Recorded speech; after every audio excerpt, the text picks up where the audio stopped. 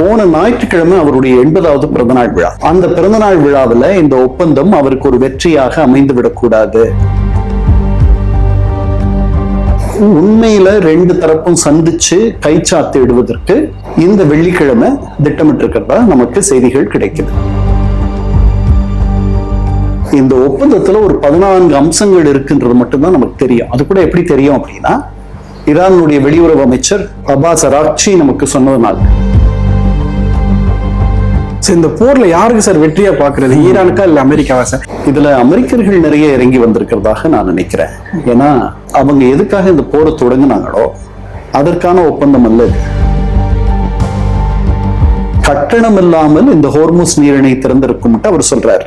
அதிபர் ட்ரம்ப் சொல்றாரு, இல்ல நாங்க பண்ணக்கூடிய சேவைக்கு நீங்க தரக்கூடிய ஒரு விலை அப்படின்னு அவங்க சொல்றாங்க. அது என்ன சேவையா இருக்கும்னு நமக்கு தெரியல.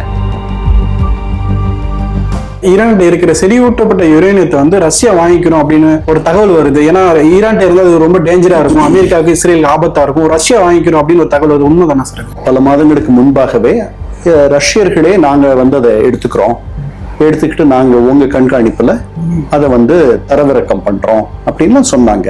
அமெரிக்கர்கள் அதுக்கு ஒத்துக்கல. இப்ப என்ன முடிவாகும்னு தோணுதுன்னா,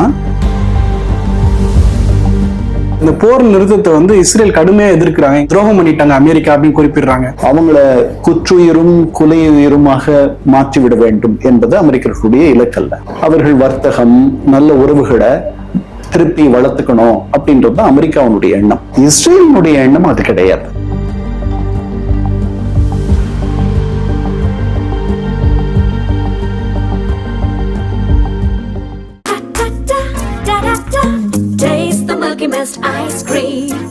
Milky Mist ice creams. ஆச்சி மசாலா. எந்த சமையலும் ருசி தேடும் ரகசியம். 20 ரூபாய். தி டிபேட் நேயர்களுக்கு வணக்கம். இன்று நம்முடன் இணைந்திருப்பவர் முன்னாள் ஐநா அதிகாரி திரு கண்ணன் அவர்கள். சார் வணக்கம் சார். வணக்கம் சுல்தான். சரி, ஈரான் அமெரிக்கா போர் தற்சயமே ஒரு முடிவுக்கு வந்திருக்கு. அதே போல முழுமையான போர் நிறுத்தம்ன்றது ஒரு 60 நாட்களுக்கு அப்புறம் வரும்னு குறிப்பிடுறாங்க. சார் என்ன சார் நடக்குது? போன ஞாயிற்றுக்கிழமை ஒரு ஒப்பந்தம் எட்டப்பட்டதாக அதிபர் ட்ரம்ப் சொன்னார். அன்னைக்கு அப்புறம் நேற்று, நம்முடைய நேரம் நேற்று கையெழுத்து ஆயிடுச்சு. ஞாயிற்றுக்கிழமை மின்னணு கையெழுத்து ஆயிருக்கு அப்படின்னு தான் நம்ம புரிஞ்சுக்கணும். ஏன்னா அவங்க ரெண்டு பேரும் சந்திக்கல இன்னும். திங்கள் ஈரான் நேரத்துல அந்த கையெழுத்து, மின்னணு கையெழுத்து நடந்திருக்கலாம் அப்படின்னு நாம எடுத்துக்கலாம். போன ஞாயிற்றுக்கிழமை அவருடைய 80வது பிறந்தநாள் விழா. அந்த பிறந்தநாள் விழாவில் இந்த ஒப்பந்தம் அவருக்கு ஒரு வெற்றியாக அமைந்து விடக்கூடாது அப்படின்றது ஈரானியர்களுடைய கருத்து. அதனால வேணும்னே அதை தாமதப்படுத்தி அவங்க நேரம் திங்கள் அன்னைக்கு அவர்கள் அந்த மின்னணு கையெழுத்தை இட்டதாக நாம எடுத்துக்கலாம். அவர்கள் அவருடைய பிறந்தநாளுக்கு நாங்க பெருசா அதை தரல அப்படின்னு சொல்லிக்கலாம். அவரை பொறுத்த வரைக்கும் அவங்க ரெண்டு பேருக்கும் 7.5 மணி நேரம் வித்தியாசம். அமெரிக்கா 7.5 மணி நேரம் பின்னாடி இருக்காங்க. அவரை பொறுத்த வரைக்கும் ஞாயிற்றுக்கிழமை தான் அது கையெழுத்தாச்சு. அவருடைய பிறந்த நாள்ல கையெழுத்தாச்சு. அதை அவர் வெற்றியா கொண்டாடலாம். இப்போ இது உண்மையில ரெண்டு தரப்பும் சந்திச்சு கைச்சாத்து இடுவதற்கு இந்த வெள்ளிக்கிழமை திட்டமிட்டிருக்கிறதா நமக்கு செய்திகள் கிடைக்குது. துணை அதிபர் வான்ஸ், அமெரிக்க அதிபர் ட்ரம்பினுடைய சிறப்பு தூதர் ஸ்டீவ் விட்காஃப், அவருடைய மருமகன் ஜாரட் கூஷ்னர், இவங்கெல்லாம் இந்த தரப்புல இருந்து அங்க போவாங்க. அங்கிருந்து நாடாளுமன்ற அவைத்தலைவர் காலிபாஃப், அவங்களுடைய வெளியுறவு அமைச்சர் அராக்சி, அவங்க ரெண்டு பேரும் இருப்பாங்க. இப்போ இந்த ஒப்பந்தத்துல ஒரு 14 அம்சங்கள் இருக்குன்றது மட்டும்தான் நமக்கு தெரியும். அது கூட எப்படி தெரியும் அப்படின்னா, ஈரானுடைய வெளியுறவு அமைச்சர் அப்பாஸ் அராக்சி நமக்கு சொன்னதுனால. ஒப்பந்தத்துல என்ன இருக்குன்னு இது வரைக்கும் நமக்கு தெரியாது.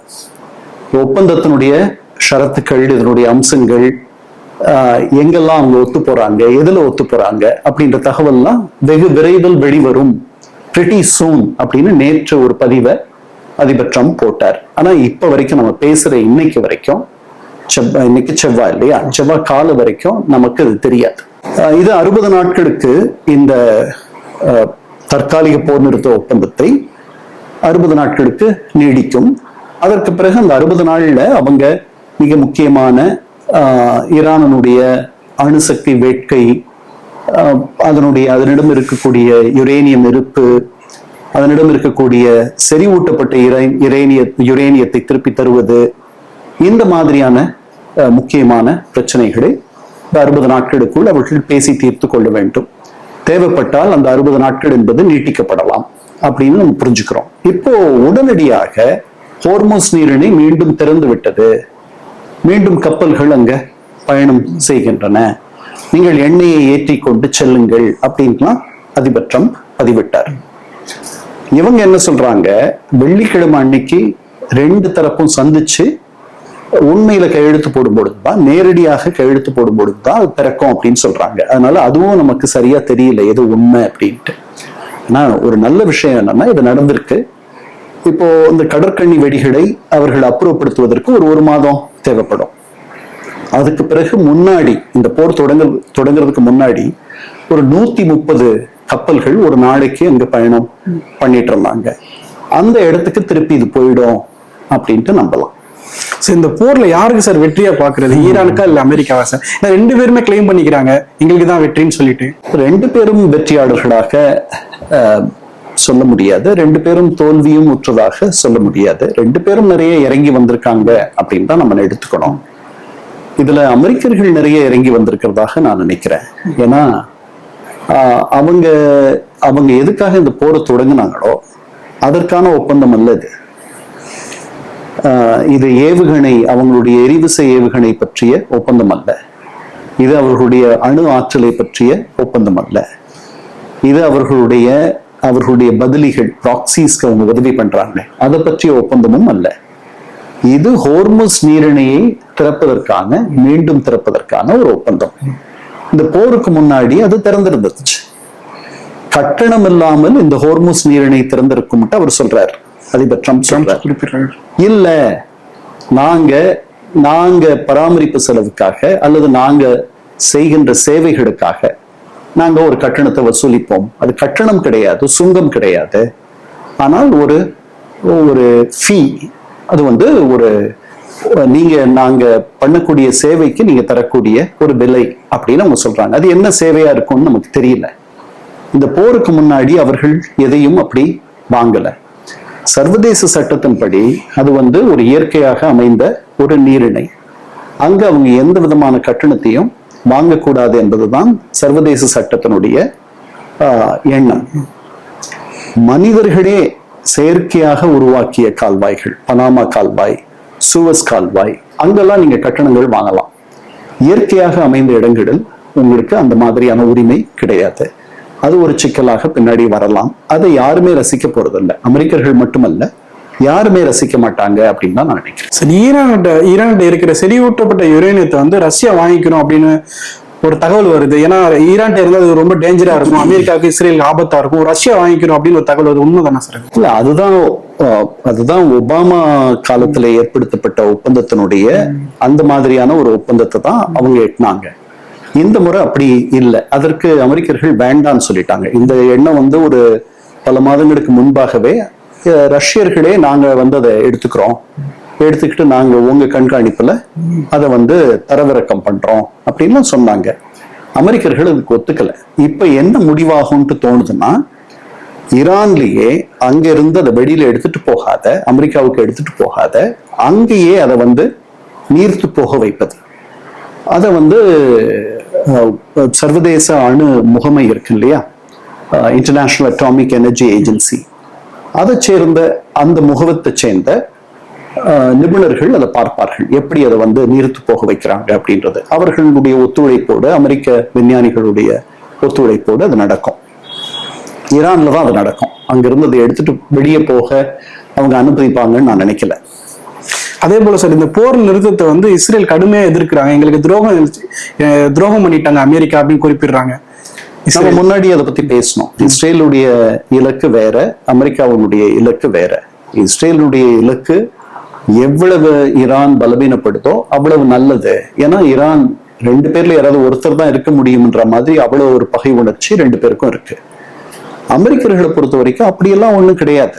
47 ஆண்டுகளுக்கு முன்னாடி இந்த இஸ்லாமிய புரட்சி அரசு வந்ததுக்கு பிறகுதான் அவங்க 2 பேருக்குள்ள உறவு கெட்டு போச்சு. 78 இருந்து தூதரக உறவு இல்லை, எந்த விதமான உறவும் இல்லாம போயிடுச்சு, பகை நாடாகவே மாறி போச்சு.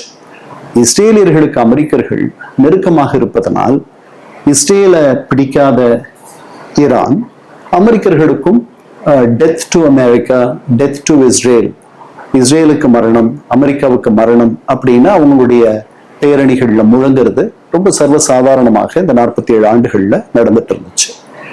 அமெரிக்கர்களுடைய இலக்கு அவர்கள் ஒரு அணுசக்தியாக மாறக்கூடாது என்பதுதான். அவ்வளவுதான்.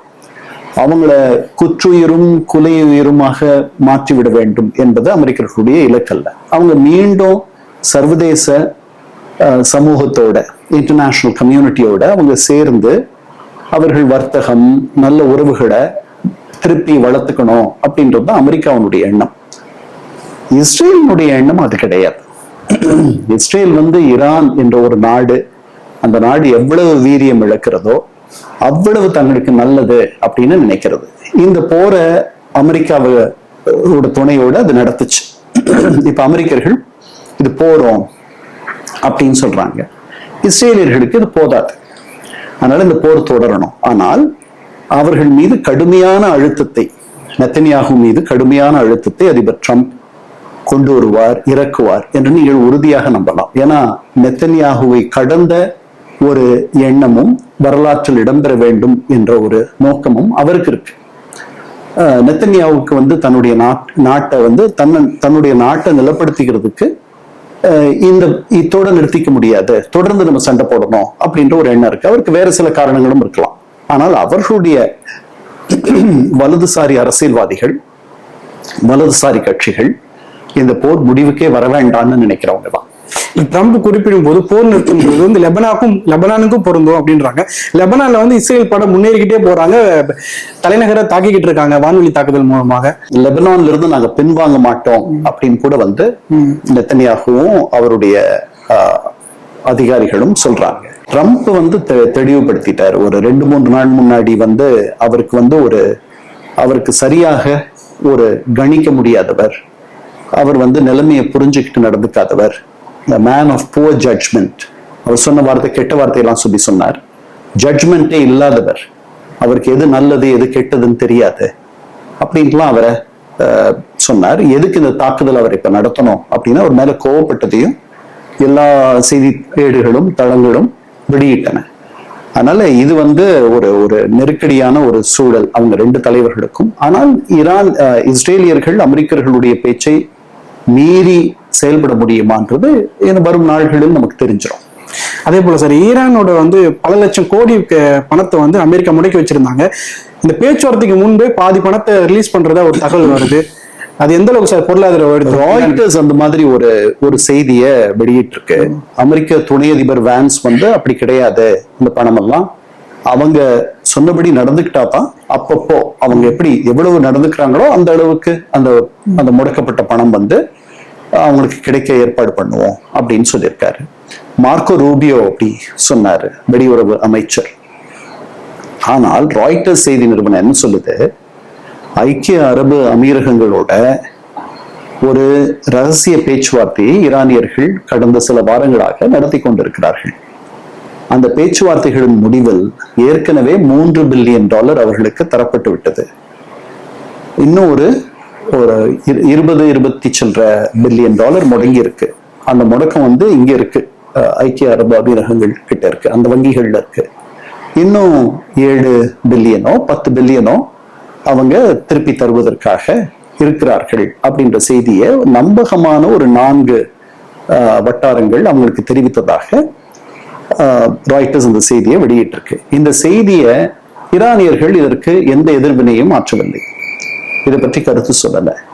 ஆனா ஐக்கிய அரபு அமீரகம் இது முழுமையாக தவறான செய்தி, இது சரிபார்க்கப்படாமல் ராய்ட்டர்ஸ் நிறுவனம் இந்த செய்தியை வெளியிட்டிருக்க கூடாது அப்படின்னு உடனே மறுப்பு சொன்னாங்க. இதுல எனக்கு கொஞ்சம் உண்மை இருக்கும்னு தோணுது. இந்த பேச்சுவார்த்தையில 2 நாடுகள் முக்கியமா கவனிக்கப்பட்டது, ஒன்று கத்தார், ஒன்று பாகிஸ்தான். இந்த 2 நாடுக்கும் ஒரு வெற்றி கிடைத்ததா பார்க்கலாமா சார்? ஏன்னா கத்தார் தான், குறிப்பா எல்லா நாடுகள் போருமே கத்தார் நாடு தான் பேச்சுவார்த்தை நடத்துறாங்க. அது எதனால சார்? கத்தார் ஒரு சின்ன நாடு. இந்த 30-35 ஆண்டுகள்ல அவங்களுடைய ஷேல் கேஸ், அந்த ஷேல் வாயுனால அவங்க மிகப்பெரிய இடத்துக்கு இன்னைக்கு வந்திருக்காங்க. மொத்தமே ஒரு 4.5 லட்சம் பேர் இருக்கக்கூடிய ஒரு நாடு அது. ஆனால் அவர்களுடைய பொருளாதார வசதியினால அவர்களுக்கென்று ஒரு வெளியுறவு கொள்கை, அந்த வெளியுறவு கொள்கையில அவங்களுடைய மென்மையான சக்தி, சாஃப்ட் பவர், அது மூலமா அவர்கள் இந்த மாதிரி தூது போற வேலை பண்ணி அப்புறம் பல ஆயுதம் தாங்கிய குழுக்களுக்கு அவங்க அடைக்கலம் தராங்க. தாலிபானுக்கு ஒரு அலுவலகம் அங்கதான் இருந்துச்சு, ஹெஸ்புல்லாவுக்கு அங்க, ஹமாஸுக்கு அங்க அலுவலகம் இருக்கு. அதனால இந்த மாதிரி அவர்கள் உலகத்தால புறக்கணிக்கப்படுற சில ஆயுதம் தாங்கிய குழுக்களோட அவர்கள் ஒரு நல்ல நேயத்தை வைத்திருக்கிறார்கள். அவங்க மூலமா தான் தூது வேலை நடக்கணுன்ற மாதிரியும் இருக்கு. அதற்கு நிறைய பணம் செலவழிக்கிறார்கள். அதனால ஒவ்வொரு நாடும் தன்னுடைய பலத்தை எப்படி வெளிப்படுத்த வேண்டும், எப்படி வளர்த்து கொள்ள வேண்டும் ஒரு முடிவெடுக்கும். இப்போ நாம கோவிட் அப்போ நிறைய பேருக்கு அந்த வேக்சின் தடுப்பூசி நிறைய பேருக்கு இலவசமா தந்தோம். அது நம்முடைய சாஃப்ட் பவர், மென்மையான சக்தியை வெளிப்படுத்துவது. இவர்கள் இந்த மாதிரி ராஜாங்க ரீதியான பேச்சுவார்த்தைகளில் அமைதி பேச்சுவார்த்தைகளை முன்னெடுத்து செயல்படுவதில் தங்களுடைய வலிமையை அவர்கள் கூட்டிக் கொள்ளலாம் அப்படின்னு எண்ணுகிறார்கள்.